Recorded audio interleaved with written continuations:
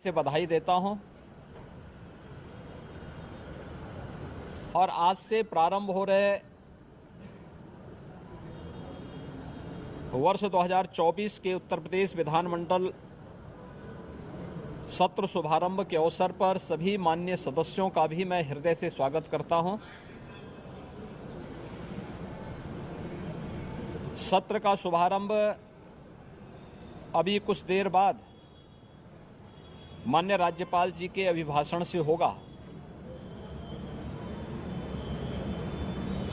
अभिभाषण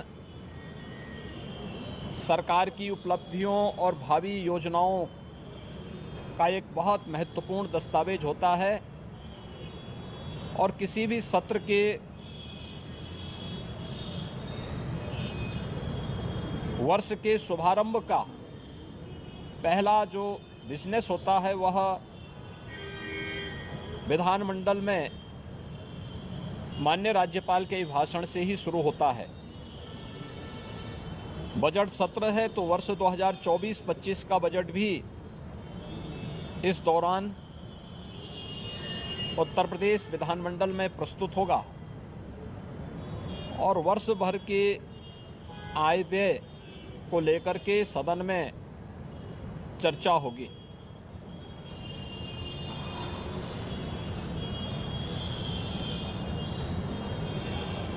सत्र प्रारंभ होने के पहले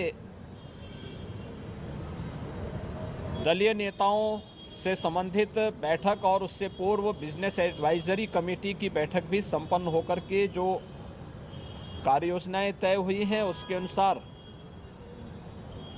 सरकार ने अपनी पूरी तैयारी भी की है। उत्तर प्रदेश विधानमंडल 25 करोड़ जनता जनार्दन की आशा आकांक्षाओं और अपेक्षाओं का एक केंद्र है। जनता से जुड़ी हुई हर सुख दुख से जुड़ी हुई घटनाओं को उल्लास और विषाद से जुड़ी हुई घटनाओं का ये साक्षी है। मुझे प्रसन्नता है कि उत्तर प्रदेश विधानमंडल पिछले 5-6 वर्षों के अंदर लोकतंत्र के एक महत्वपूर्ण स्तंभ के रूप में अपनी सकारात्मक चर्चा के लिए जाना जा रहा है।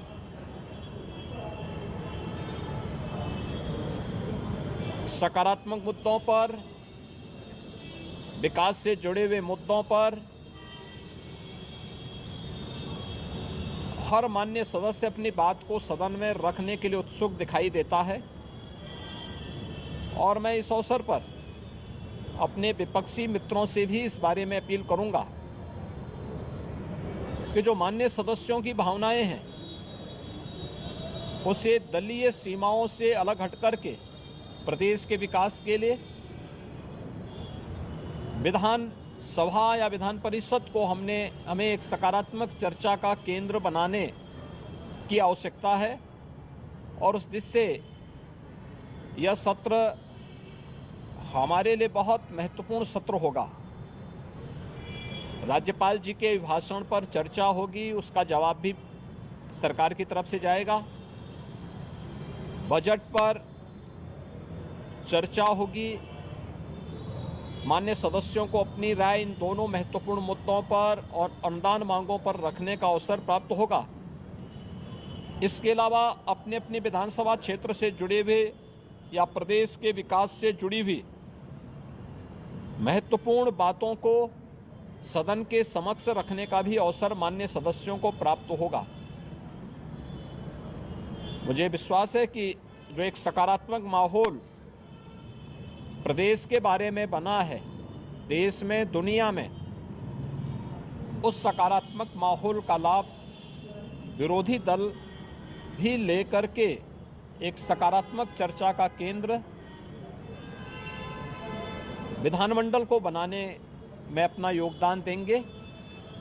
हमने कल भी दलीय नेताओं की बैठक में इस बारे में बहुत स्पष्ट रूप से कहा है कि सरकार हर विधानमंडल की कार्रवाई का हिस्सा बनने वाले हर मुद्दे पर चर्चा के लिए भी तैयार है और उसका जो तथ्यपरक और सही जानकारी होगी उसको सदन के समक्ष रखने और माननीय सदस्यों को अवगत कराने के लिए पूरी तरह तैयार है। मैं एक बार फिर से उत्तर प्रदेश विधानमंडल की वर्ष 2024 के सत्र शुभारंभ के अवसर पर सभी माननीय सदस्यों को हृदय से स्वागत करता हूं। उन्हें उत्तर प्रदेश विधानमंडल की कार्रवाई को सुचारू और नियम संगत तरीके से आगे बढ़ाने के लिए उन सब का आह्वान करता हूं।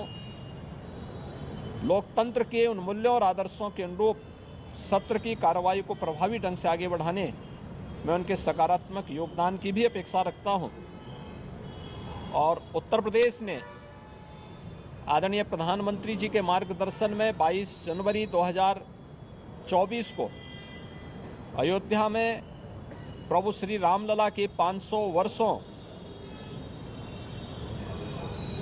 के उपरांत, एक लंबे अंतराल के उपरांत भव्य प्राण प्रतिष्ठा समारोह के सकुशल संपन्न होने और प्रतिदिन लाखों की संख्या में श्रद्धालु जनों का अयोध्या धाम में आगमन और उनके सकुशल दर्शन करने के सकारात्मक माहौल का लाभ भी हमारे सभी माननीय सदस्यगण उठाएंगे। इस पूरा विश्वास के साथ मैं विधानमंडल के नए सत्र शुभारंभ के अवसर पर आप सभी का भी हृदय से अभिवादन करता हूं। धन्यवाद। जय हिंद।